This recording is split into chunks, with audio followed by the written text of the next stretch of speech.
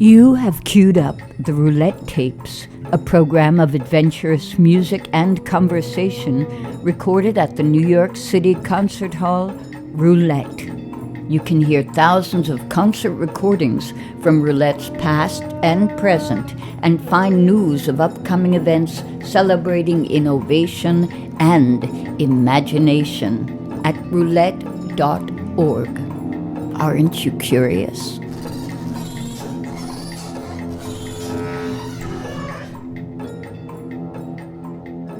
In this edition, we visit with composer Lenny Pickett, a stellar saxophonist and master of woodwind instruments from the flute and small clarinet to the giant sarrusophone, as he discusses his career straddling popular culture and the avant-garde, illustrated with excerpts from concerts recorded at Roulette between 1984 and 2018.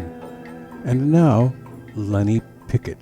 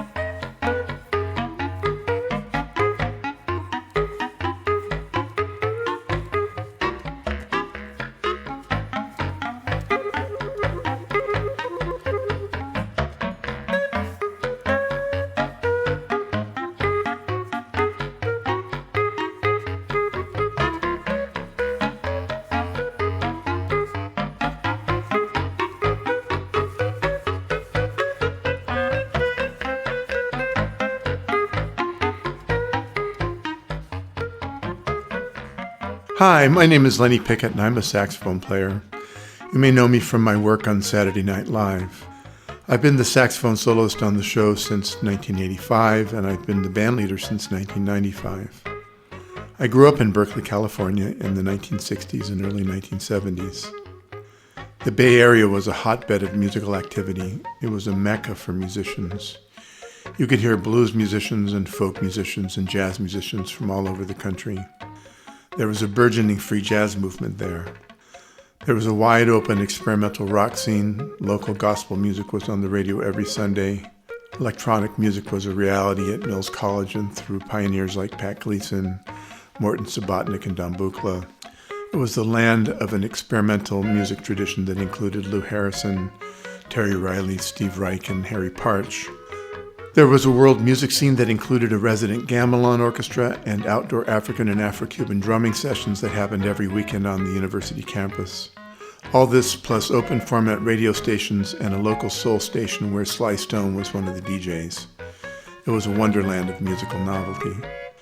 I began playing clarinet when I was 9 in the 4th grade, and I switched to tenor saxophone when I was 13.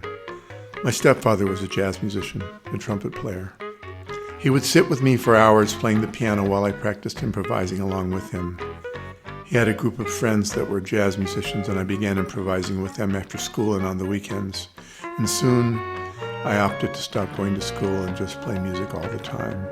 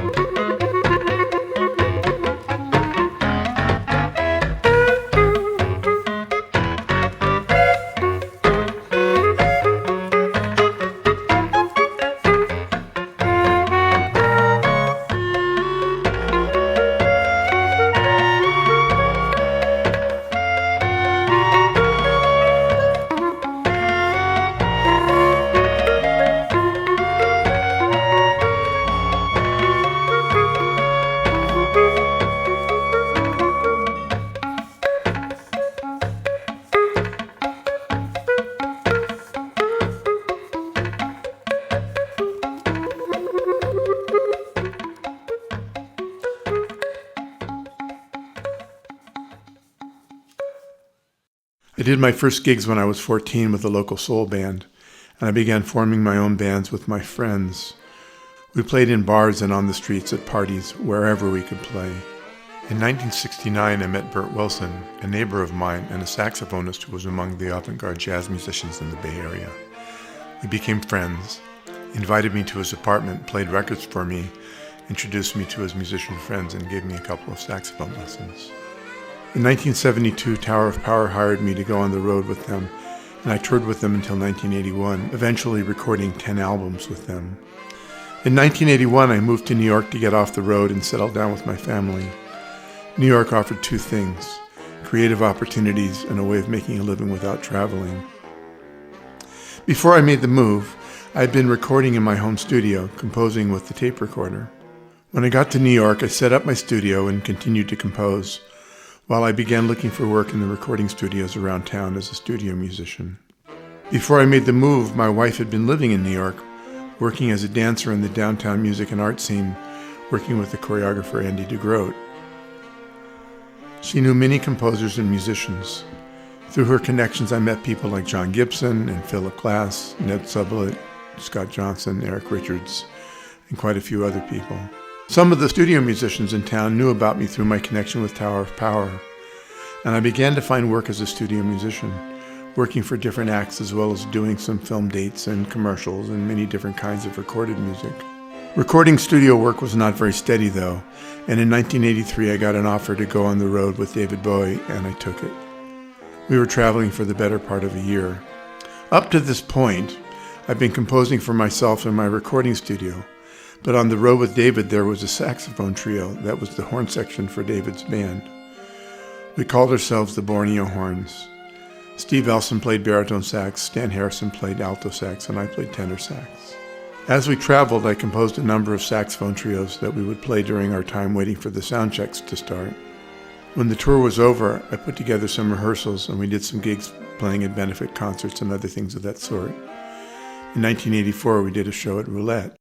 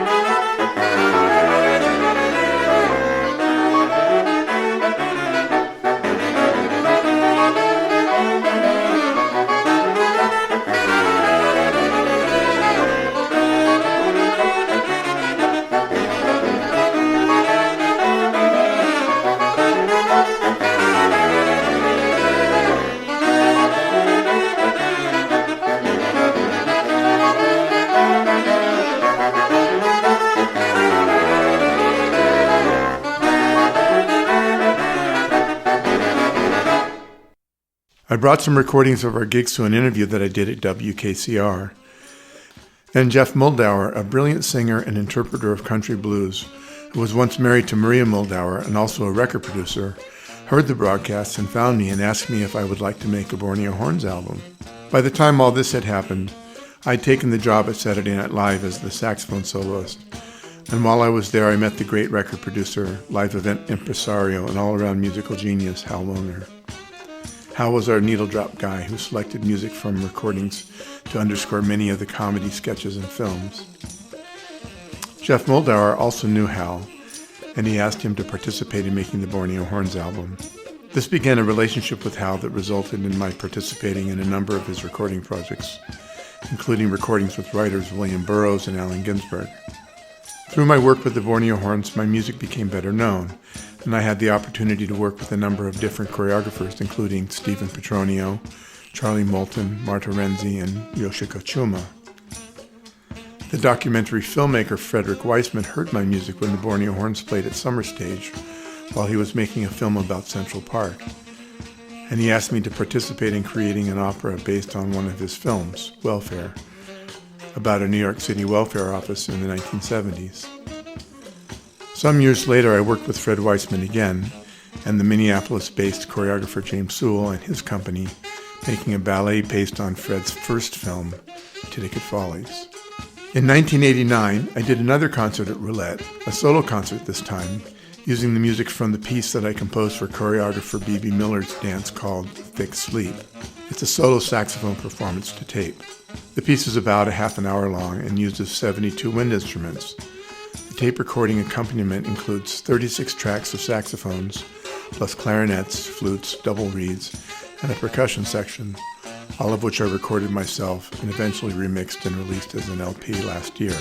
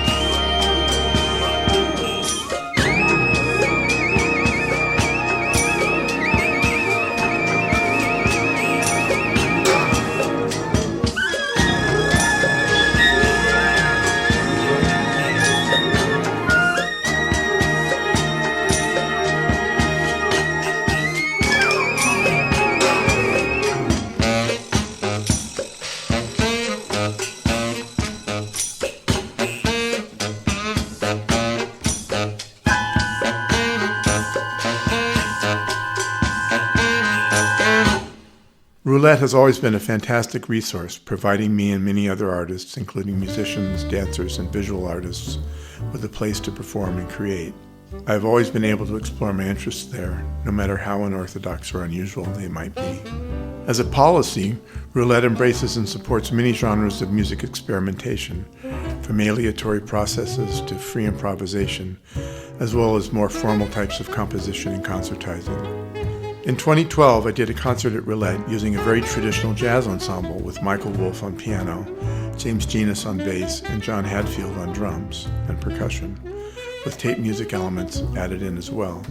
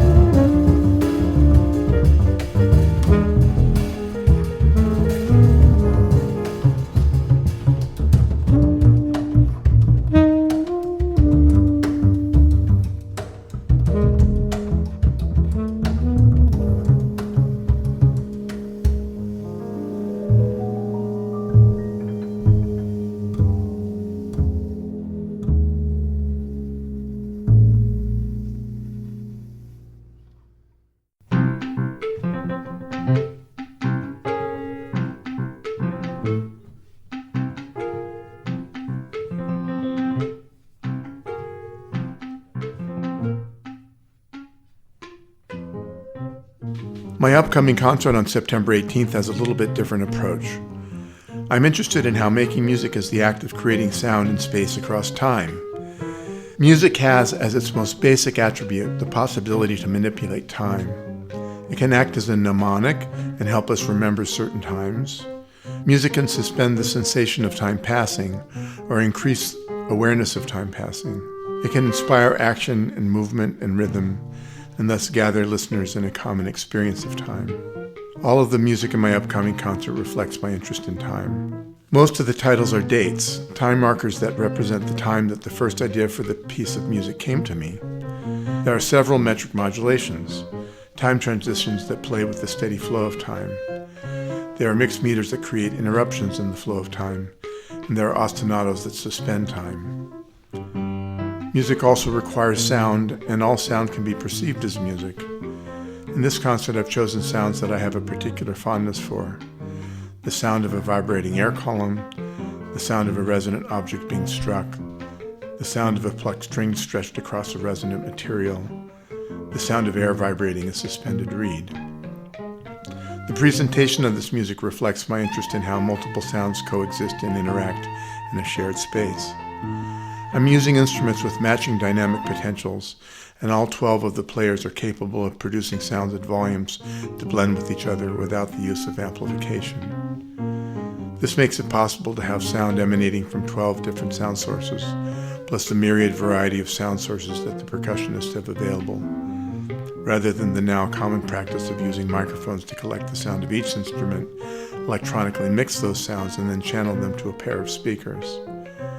Complex stereo effects result from this once common practice. Roulette has been a home for my music for a long time. Roulette represents a community of musicians and listeners that is a rare, rare thing in our world today. I'm so grateful that it still exists. Thank you, Jim Staley and the staff at Roulette, for keeping this institution alive.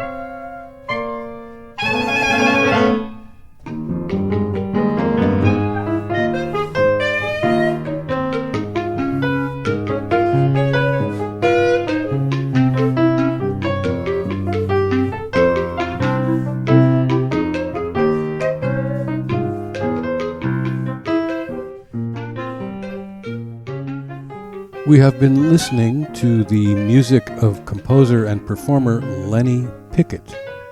These recordings have been preserved as part of the Roulette Concert Archive project.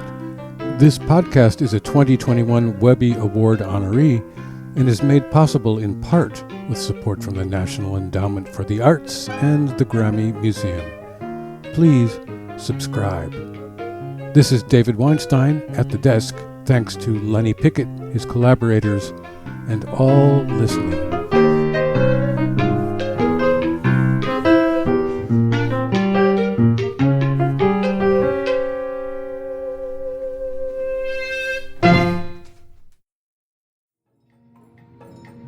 You have been listening to the Roulette Tapes, a program of adventurous music and conversation. This series is produced by Roulette Intermedium. You can find thousands of concert recordings from Roulette's archives and news of upcoming events at roulette.org.